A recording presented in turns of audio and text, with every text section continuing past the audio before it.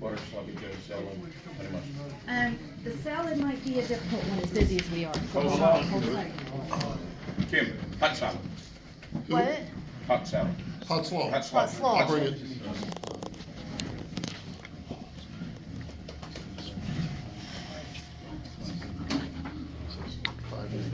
You'll never get it. I think I've got it all. I'll bring the drinks back, but I'm not gonna get in front of the camera. They'll be on your bar over here. So I've got everybody. Whatever it is, you got it all. We'd like to have you on the camera. Ready, Chuck? Wait till I get the introduction done. Oh. Ready to record? Welcome, Optimist friends. I'm Chuck Horsborn, president of the Optimist Club of Covington. We meet every Wednesday at 12 noon at PeeWee's Place at 2325 Anderson Road, Crescent Springs. For our TVNK viewers, today is Wednesday, December 5th, 2023. Today's presentation is videoed and rebroadcast on Spectrum Channel 203, Alta Fiber Channel 815, Thursdays at 8 p.m. Rebroadcast on TVNK as telecommunications broadcast in Northern Kentucky. Stay connected with TVNK to go on demand. TVNK FB and Optimist FB. James Warlock, Program Director, Editor, and Camera, makes our rebroadcast of Optimist programs possible. John, if you will lead us in prayer. Our Father in heaven, God bless all of us. Be with us and our families and all the families of America. Lift them up. Help us to be good citizens and servants to you, Jesus. Amen. Amen. Join us in our creed. Promise yourself to be so strong. Nothing can disturb your peace of mind. Talk health, happiness, and prosperity For every person you meet. May make all your friends feel that there's something in them. And to look at the sunny side of everything and make your optimism come true. To think only of the best, to work only for the best, and to expect only the best. To be just as enthusiastic about the success of others as you are about your own. To forget the mistakes of the past and press on to the greater achievements of the future. To wear a cheerful countenance at all times and give every living creature you need a smile. You give so much time to the improvement of yourself that you have no time to criticize others. To be too large for worry, too noble for anger, too strong for fear, too happy to permit the presence of trouble. Join me in the pledge. Pledge allegiance to the flag of the United States of America and to the republic for which it stands, one nation, under God, indivisible, with liberty and justice for all.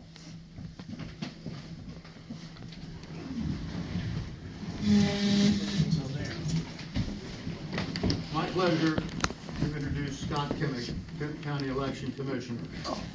Scott is our Republican representative on the County Election Commission.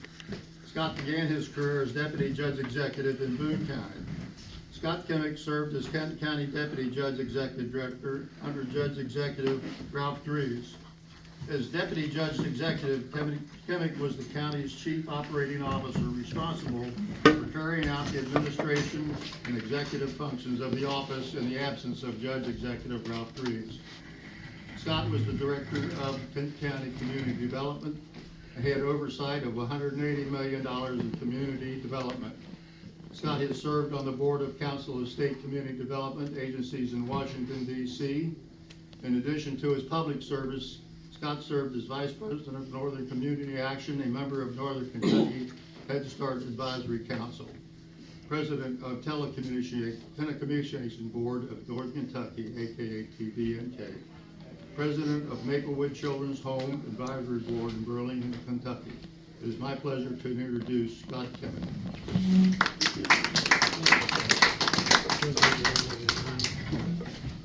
The last time I was here, I got to talk about my role on the Board of Elections. This time I get to talk to you about something a little different. And it's an organization that is often written up in the media, and people look around and say, what in the world is going on in Frankfort? What is the Legislative Research Commission, or LRC, if you're part of the alphabet soup? I see Ed Massey just walked in. Ed, how are you? I'm good. How are you, Scott? One of our former House members and chairman of our Judiciary Committee. So I thought I'd come today at the invitation of Janine and talk to you about what is LRC. LRC is what gives the legislative branch its equality. It's what makes it truly the equal arm of government to the executive branch run by the governor and the judiciary run by the Chief Justice of the Supreme Court. In 1948, the Legislative Research Commission was created with the governor as chairman, 6 House members, 69 House committees. Now, there's only 100 legislators, but they had 69 committees. And in the Senate, they have 38 members, so they had 30 committees. Every member was a committee chairman. But in 1948, they decided they wanted to make some changes, so they said, we're going to establish some rules for governance, and we're not going to let the governor have quite so much control. Didn't go over well. Governor vetoed the bill. They didn't have enough votes to override because the governor and the legislature ran on the same year. So if you crossed the governor, guess what? He went out and campaigned against you while he was campaigning for himself. So the governor controlled the legislature in this state. In 1967, everything changed. For the first time in history, they had a Republican governor, a Democrat lieutenant governor presiding over the Senate, and a Democrat Speaker of the House. Wendell Ford had been elected lieutenant governor with Louis Nunn, and Julian Carroll was Speaker of the House. Julian and Wendell decided they needed absolute independence from the governor. So they said, we're going to set up our own agency. They set up a new Legislative Research Commission that is a 16-member commission that is co-chaired by the Speaker of the House and the now President of the Senate, Robert Stivers, and every member of House and Senate leadership, minority and majority, serve on that board. They meet monthly. They approve the budget for the legislature, and they now have 400 employees. Now, people would say, why do they need 400 employees? The governor has 32,000 to run state government. The governor, after Brown versus LRC, also inherited powers to promulgate what they call administrative regulations. So when the legislature passes a bill, it can say A, B, C, and D. But under Brown versus LRC, the governor then has the power under executive order to establish administrative regulations and to interpret the statute as he sees fit. In the last 6 years, there have been a lot of discussions between the executive and the legislative branch, a lot of disagreements. We have sued the governor of both parties, Governor Bevin and Governor Beshear, and we always lose. And their administrative regulations take effect. Everything that we saw during COVID, all of the regulations that were put in place were all done by administrative regulations. The determining how many lifeguards have to be at public pools is all done by administrative regulations. Unless you spell it out word for word in the legislation itself, you can't pass it. You can't change it because the governor has powers to do the administrative regulations. So people say, why do you have 400 staff? We have 20 House committees that have jurisdiction, and they have 16 committees over in the Senate that have jurisdiction. The largest staff on both the House and the Senate side are in the budget office because we're responsible in the legislature for writing a budget. Yes, the governor writes a budget, and we're obligated to consider his recommendations. It's then the responsibility of the legislature to pass a budget, and I don't have to tell you that in the last several years there have been some major issues. But it's not always partisan. I would point that out to people. They say, well, it's just Democrats versus Republicans. It's not. I served in the executive branch with Democrat governors when the legislature left town without passing a budget. And Governor Patton said, fine, go home. I don't care. I'll just run the state by executive order. And the Supreme Court of Kentucky said as long as he doesn't spend any more money next year than he did last year, he doesn't need the legislature. So guess what? The legislature said, we'll fix him. We'll never let this happen again. And they didn't as long as he was there. They tried it on Governor Fletcher, and Governor Fletcher said, bye-bye, go home, I don't care. This time, the Supreme Court of Kentucky said, oh no, Governor, you can't run the state by executive order anymore. You can only run essential services, state police, mental health facilities, health care. So the governor brought the legislature back into session and said, whoops, we probably need to fix this. So why are there 400 employees? Because it's the responsibility of LRC to hold the executive branch accountable, to draft the legislation. When Ed was in the legislature, if you want a bill draft, you contact the committee staff person for whatever committee it is, and they have a staff that help that legislator work through writing the legislation and get it in a format that they think is constitutionally sound. Because that needs to be the first premise of every bill written in the legislature is, will it pass constitutional muster? So today there are 400 employees. About 70 of those employees are what are considered partisan staff. The Speaker of the House literally is in charge of the House operations. He has a staff right now of 17. The minority party has 12. We have 80 members. They have 20. This speaker has been very generous in allowing the minority to have a staff.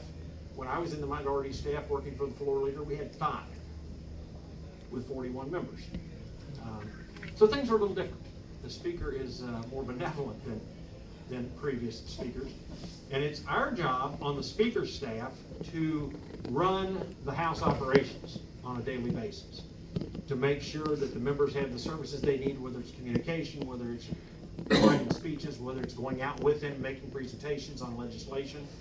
We break the committees down, our staff, each one has committee assignments. I staff the local government committee. Part-time, I do the elections committee. I'm over do all the contract review. Last month we had $39 million in contracts. In July we had $3.6 billion in contracts that passed the contract committee on one day. And you have 1 week to review them. And here's the catch. The governors were clever when they wrote this bill. In most places, if a majority of people vote no, it's done. You don't do it. In Frankfurt, it's not just a simple vote in the contract committee. You have to get 5 members to vote no in order to kill a contract.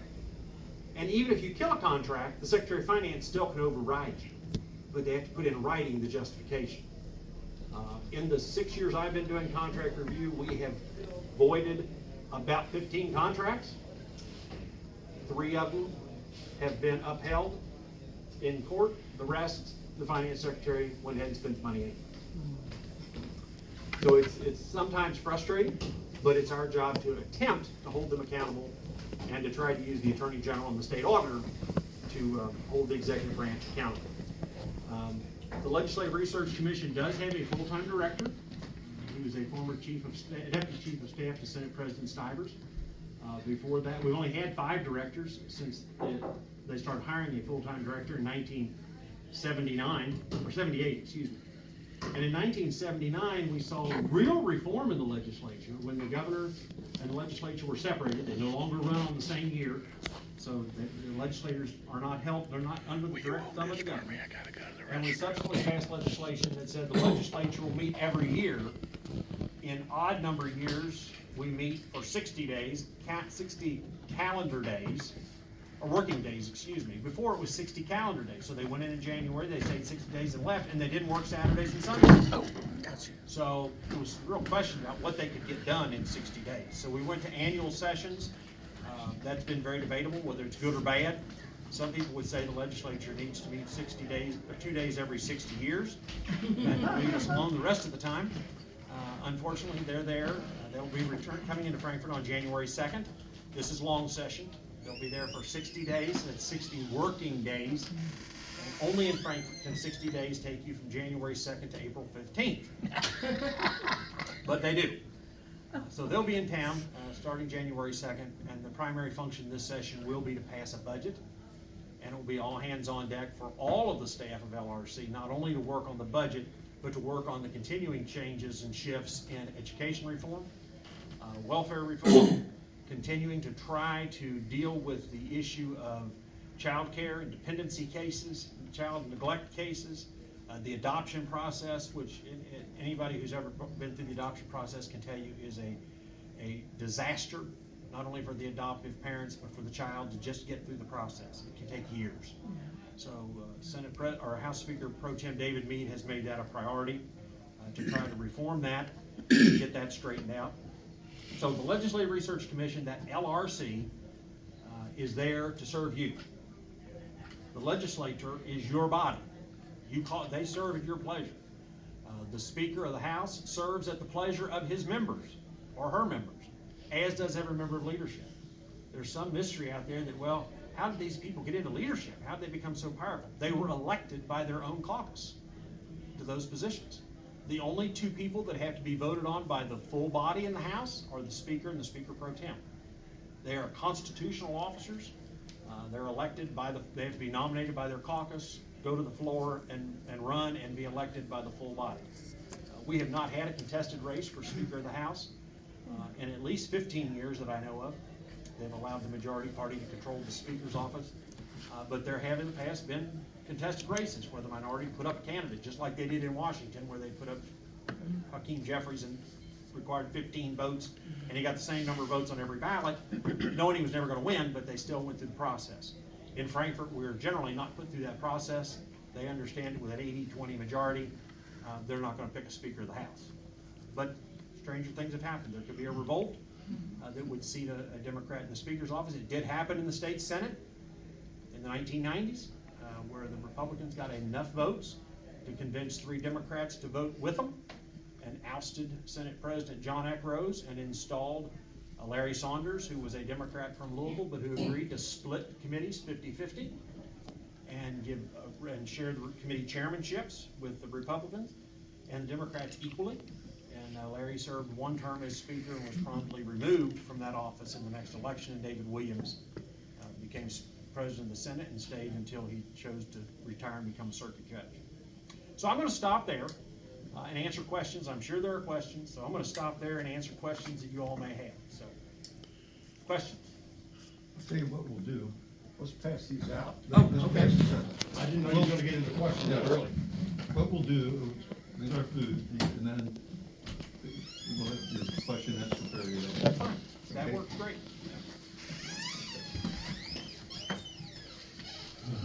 You know, from the Supreme Court, we had to ratify license plate number of anybody going to church on Easter. Yes. And let them know that wasn't gonna happen in Kenton County. Thank you. That was against the Constitution, absolutely. And, I'm a constitutional officer. We took the position that it was unconstitutional and that the government did not have the authority to direct the state police to do that. Right. The court unfortunately disagreed with us. We did have a situation, I'll tell you, where they began a mini riot, if you will, in the House chamber. And they were very vocal and screaming and carrying on, a group of individuals who were opposed to some conservative legislation that we were about to pass. And for the first time in anyone's memory, the Speaker cleared the gallery, ordered the state police, who are our security detail, to clear the gallery. When they refused, on the Speaker's order, they were placed under arrest and taken to the Franklin County Jail. The governor objected strenuously. He did not want them taken to jail. He wanted them to be catch and release, taken to the parking lot and turn them loose. And the Speaker said, if we're going to have public safety, we're going to have everyone following the letter of the law, and if you're placed under arrest, you don't get arrested and dropped off in the parking lot. You go to jail and you go through the legal process. We have 20 of those cases pending in the Franklin Circuit Court for over a year. And the county attorney in Franklin County will not call the cases for trial. I wish I could see that come to We're looking forward to trial. What's that? it. We're looking forward I to it. would too. You can include me. We may have to call you for an expert witness. I'll do it. I'm going to sit down while you all enjoy your lunch, and I'll come out and answer questions. December, which is, of course, 2 days after Christmas, and the 3rd of New Year's, which is, of course, 2 days after New Year's Day. The reason we need to know this is that Mr. Reese could possibly schedule other people in here if we're not going to meet. If we are going to meet, the place will, of course, ours be here. So, do we have a motion either way? I'll make the motion. I would like to see us have the holiday off after Christmas and also after New Year. And I believe come back on is that the 10th? What's that? Yeah, the town. Yeah. Yes. Yeah, Any I second it. Yeah, Any okay. discussion on the motion? Motion's made and seconded. All in favor signify by saying aye. Aye. All opposed, same sign. We won't be here on those days. All right. Thank you very much. Happy holidays. Yeah, see you on the 10th. The vote is still coming out. As it comes out, it'll be cheerful. Back, Scott Kimmich, to answer a few questions about the jobs that he was speaking of with legislative research.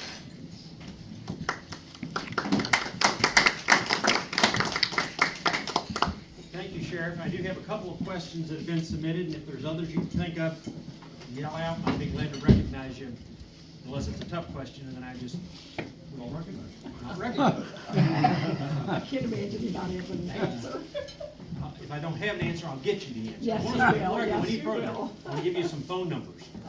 If you have questions during the legislative session, you can, about a specific bill, you read about it in the newspaper, and they put HB 159 or Senate Bill 202. You can call 1-502-564-8100 and ask for the bill room, and they can tell you exactly what the status of that bill is on that day. If you can't do that, feel free to call me at 859-760-3807. I have a bill tracking system on my computer. I can tell you where the bill is on a particular day, and I'll be glad to share that with you. Bills, I will tell you this about LRC. When a legislator is having a bill drafted, it always leaks out. Well, so-and-so is doing a bill on this, or so-and-so is doing a bill on that. Until that bill is introduced on the floor of the House, it is not accessible to the public or to the staff. It is confidential until that member signs the blue jacket and presents it to the House clerk. So if you hear rumors that so-and-so is working on a bill, until they actually introduce the bill on the floor of the House, there is no way for us to get information about it. It is embargoed and confidential between the bill drafter and the legislator who's writing the bill. Okay, now we'll go into questions. First one was, what would you change to make the current system better? Well, if I could wave a magic wand, there are a lot of things I would like to see us do to make things better. Unfortunately, the courts tend to get in the way. I don't think that when a legislator passes a bill that says they want to do X, Y, and Z, that legislative staff, and it does happen, Ed's been there, he can tell you, legislative staff, I don't care how good they are, how dedicated they are, they have a partisan, they have their own personal opinions. And when that bill comes back for what they call bill revision, frequently they change the wording of some bills. And it's not exactly what the legislator asked for. Or if they put that language in the bill that it give the executive branch the authority to promulgate administrative regulations. If I had my way, there would be no administrative regulation, period. If the legislature doesn't approve it, it can't be made law. Yes. The executive branch should not be able to write legislation through the administrative regulation process and make it law of the land. That no one man or woman, regardless of party, should have that power. Unfortunately, in Kentucky, they do have, and under the Brown versus LRC in I think it was finally decided in 84, Governor Brown left office in 83. But when they finally decided, they said the legislature cannot unduly hinder the operation of state government by constraining the rights of the governor. And this governor, good, bad, or indifferent, has issued more executive orders and declared more inalienable rights than any governor since the legislature declared its independence in the 1970s. So, what would I do different? There would be no administrative regulations. What the legislature passes is what you live with, and we would move on. Ed, anything you can think of that would make it any smoother than that? That would certainly help out a lot. That would help a lot, Yeah, wouldn't it? absolutely. Yeah. How is defeating CON coming along? The CON statute is very complex, to say the least.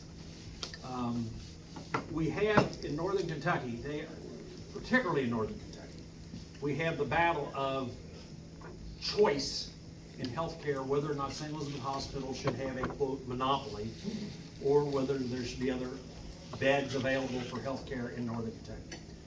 The problem is the CON statute covers so much more than just hospitals. It covers nursing homes, it covers ambulatory care centers, it covers surgical care centers, it covers a lot of different issues. You know, it started in the 1960s in New York State. Did that tell you something? It was started by Nelson Rockefeller. They threw it out. Most states who had CON threw it out. Now, the problem we have in Northern Kentucky, when we talk about our lack of choice, and they say, well, they've got choice in Louisville, they've got choice in Lexington, they've got choice in Ohio. The biggest difference between Northern Kentucky, Louisville, Lexington, and Cincinnati is real simple. If a person in Northern Kentucky needs health care, St. Elizabeth Hospital, because they have a certificate of need, is mandated by law to provide health care. And if it's a Medicare or Medicaid patient, they're mandated to accept the Medicare and Medicaid reimbursement, period. If they have no insurance, they're mandated to still provide health care. If you go to St. Elizabeth Hospital and have no insurance and you need a open heart surgery, they're required by law to provide that. And they get a percentage of that back from the government through the Medicare and Medicaid program. The rest is written off as what they call a loss. They're at about, last number I heard, about $100 million loss. And people say, well, why don't they have the problem? Why is there only, they have choices in Louisville, they have choices in Lexington, Cincinnati. One of the biggest differences is if you look at those areas where they have what I consider complete competition in healthcare, they all have one thing in common. They have a university hospital with a medical school. And who's underwriting the cost of that health care? The taxpayers. Because as those people are going through those educational programs, the state is sending a lot of money. Ed can tell you, there's money in every budget for U of L, UK Health, Medical Health. So they're subsidized. There is no subsidy in Northern Kentucky. In Cincinnati, if you watch and there's a shooting or there's a mass crisis in Cincinnati, where do all of the patients go? University. You don't hear Christ, Mercy, Bethesda, it's UC. Why? Because it's a teaching school and they receive so much money from the state and federal government. So, to achieve true competition, get rid of the CON and achieve true competition, some way Kentucky would have to find a way to subsidize the losses that St. Elizabeth sustains on indigent health care. Because right now they're mandated by federal law to take it. They have to provide the care, whether they can afford it or not. If we eliminate the CON, then the state has to absorb the cost of it. So when people say, well, why don't we have complete competition? To have complete competition, you have to level a playing field.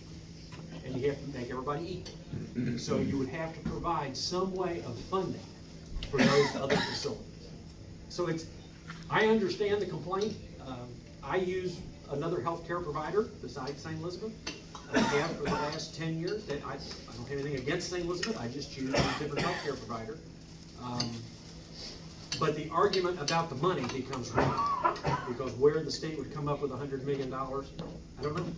I mean, yes, we have a lot of money in the budget right now. We have the largest budget surplus in the history of Kentucky. The problem is, a lot of that money is federal. It's where Congress started spending money like they had it during COVID and couldn't stop themselves and kept writing money over the last 4 years. And guess what? They've sent it all back to the states, and the states say, oh, we got more money than we ever had. If you put that money in ongoing programs, in 5 years, that money is gone.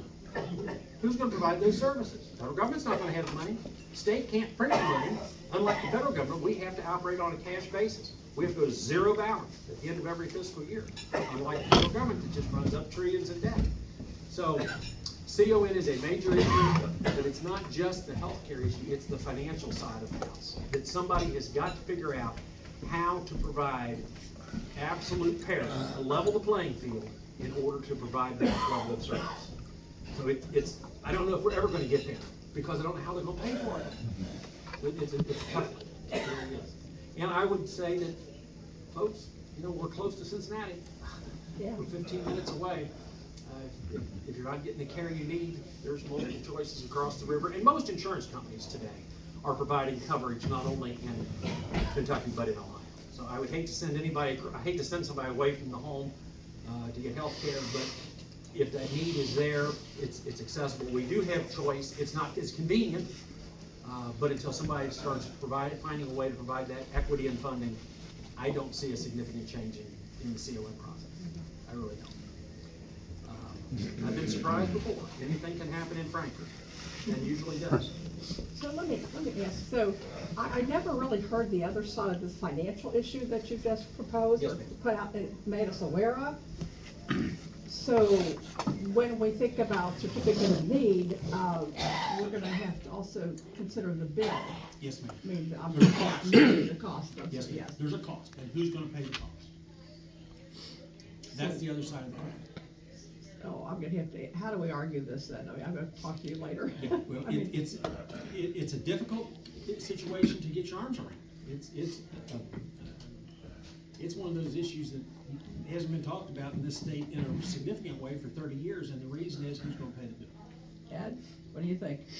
I'm not there right now to answer that problem. I know, but you've been there. You've been there. You know. I think it, like I did the pension bill, I think you have to bring all the players to the table, and everybody's gonna be willing to sit down and have an open conversation, and there's gonna be some give and take on both sides. Until you have that, I don't see anything changing.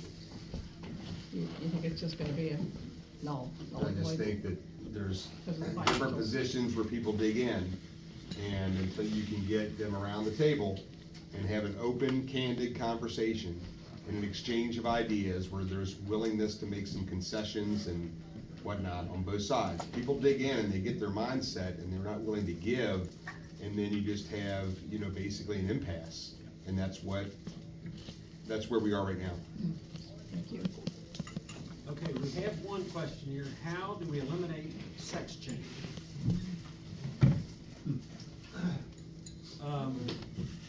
It would require a complete change, and I do mean complete change, of the United States Supreme Court.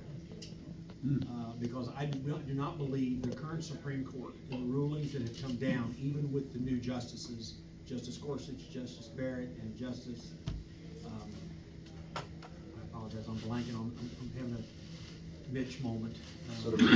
No, the gentleman, Kavanaugh. Yeah. Justice Kavanaugh.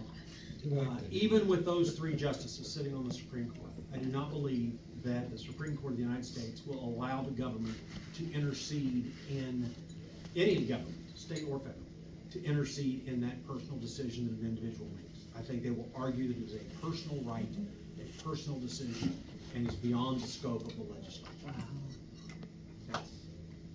Whether we agree with it or not, I believe that's where they would come down. I know that's where they would come down in Kentucky, just based on some issues that we've had in the Supreme Court and lost. I'm confident that's where it would land in the state's courts and in the federal court. It may, in the Sixth Circuit of the United States, which is where we sit, I think you could possibly get a lawsuit. First of all, before the ink was dry on the paper, there'd be a federal lawsuit filed by the ACLU in the U.S. District Court. I think that we have two district judges in the Eastern District of Kentucky that would rule in favor of banning it.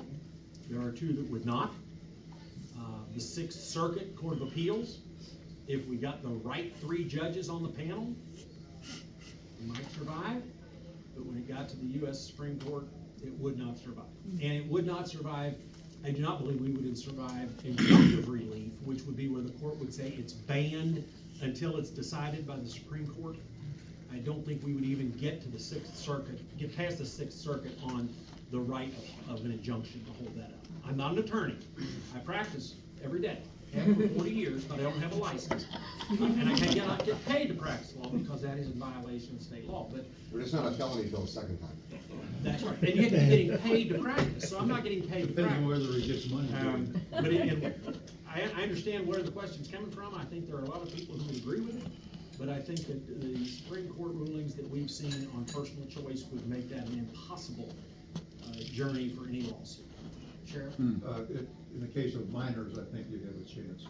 In the case of minors, that has already, the law is in place in Kentucky, that you cannot perform a surgical procedure on a minor. In Kentucky, it is to the point where you cannot provide even for hormonal medications, even if the doctor, psychologist, and the parents all say, this is what's in the best interest of my child, you cannot do it in Kentucky. That case is winding its way through the court system now. I think it's been briefed in at least one court, maybe two, and we'll see where that decision lands. That's another one that I think, again, I'm not an attorney, I believe the courts will come down against us on that, arguing that it's a parental choice issue, and the legislature has overstepped its authority in determining what a parent can decide is in their child's interest based on medical advice. But again, that's just one person's opinion, and we'll let the ACLU fight it out with the state attorney general. General Cameron was committed to defending those actions, and I believe General Coleman will do the same thing. But it will be a long process. My guess is we will not have a ruling as long as Russell Coleman is Attorney General. It will last that long.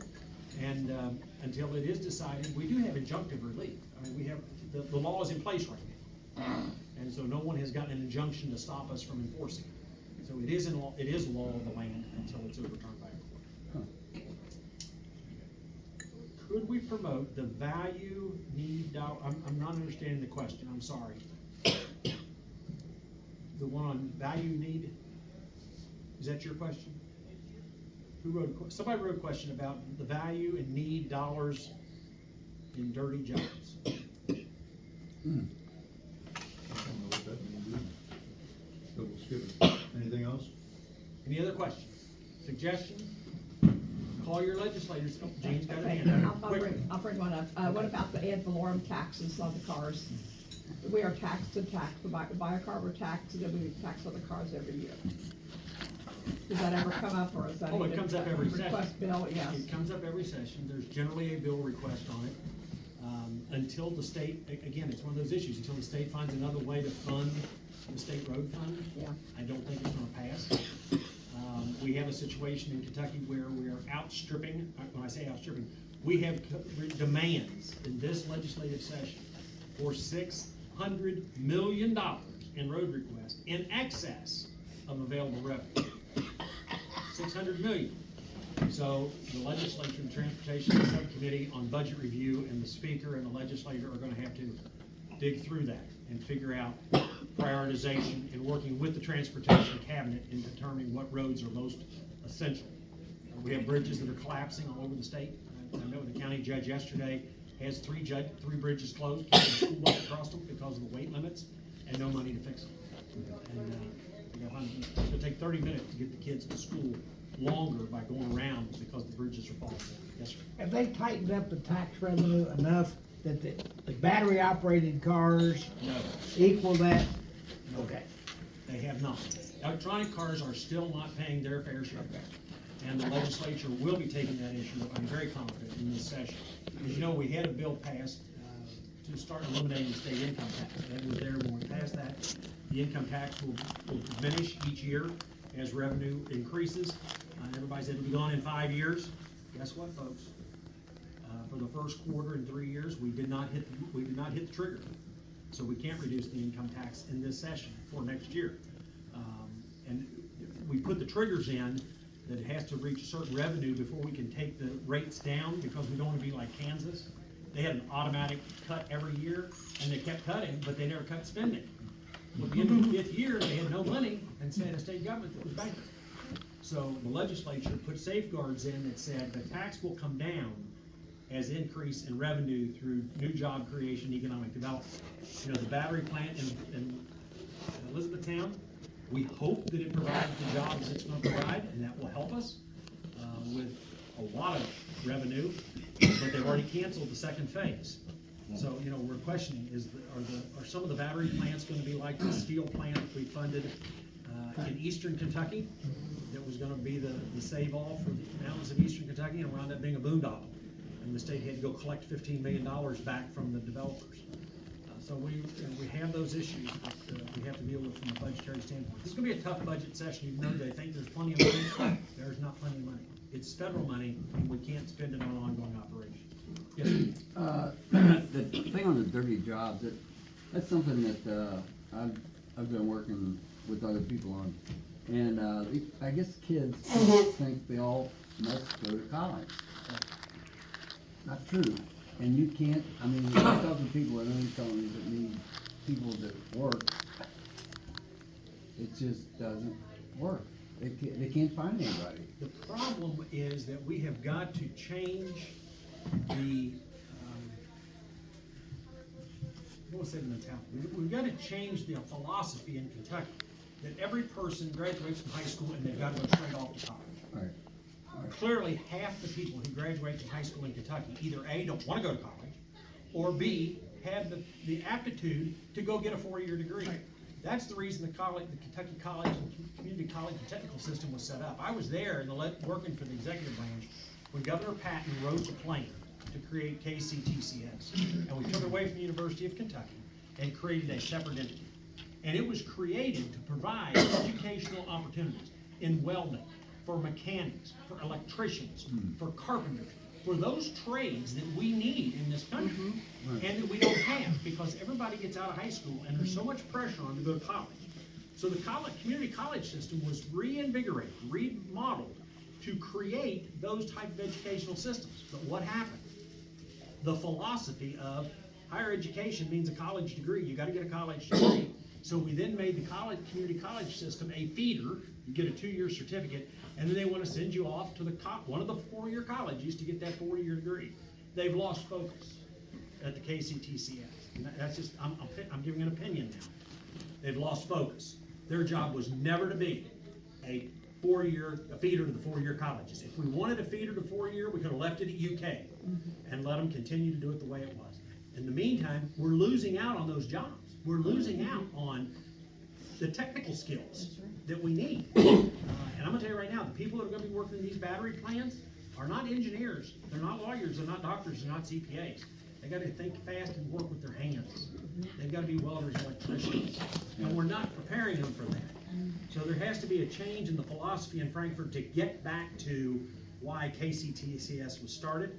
I think Aaron Thompson, the president of the Council on Post-Secondary Education, understands that.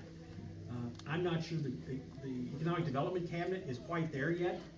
The Economic Development Cabinet is all about, we've got to create all these education opportunities for colleges. No. It's also a funding mechanism for the colleges and universities. Well, and I'm not even going to go there. I will only tell you, again, opinion, not speaking for my boss. The Constitution of Kentucky says we shall provide a common school system. That's correct. John, you ran for state superintendent. You know exactly what I'm talking about. We have to provide K through 12. There's not a word in the Kentucky Constitution that says we have to provide money for colleges and higher education.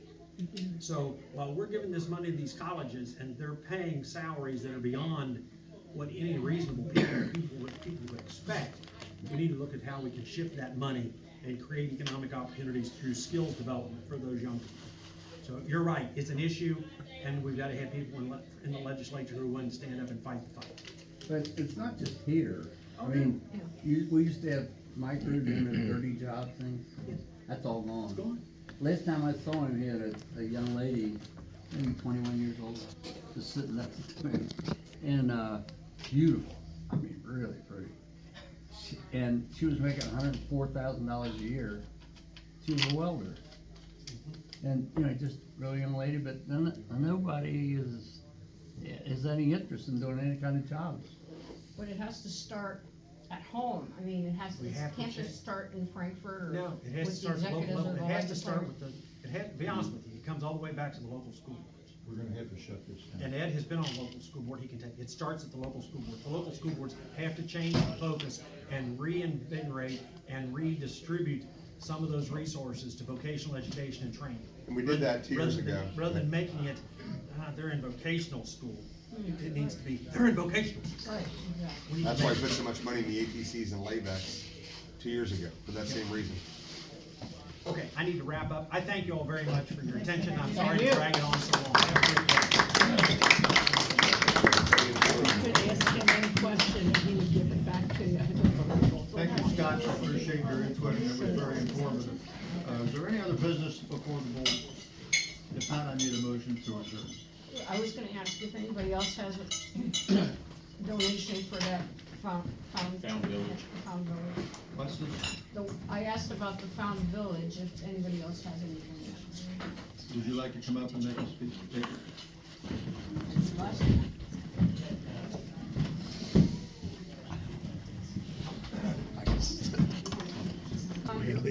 Huh? A few weeks ago, we heard from Corey Silvers, who was a fellow teacher with Community College in Latin, who now is in charge of the Found Village.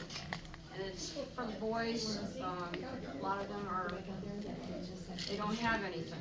You know, they don't have jobs, they don't have food, clothes, whatever. And she was asking for donations, and I thought the sheriff had called me and to go ahead with this, but he doesn't remember. But, if anybody else has a check for me, that's fine. She can either come and get them, she was here a few weeks ago, but she said she'd come out again and make another presentation if you wanted it, because the last presentation was rather small. Short. Thank you. How late can we contribute to that? You can give it to me next week. Is there any other business pending? If not, I need a motion to adjourn. You make a motion to adjourn? All in favor? Thank you. Stay up Danny's head here. Is it cut out? Yeah, you good. All right, gotcha. Put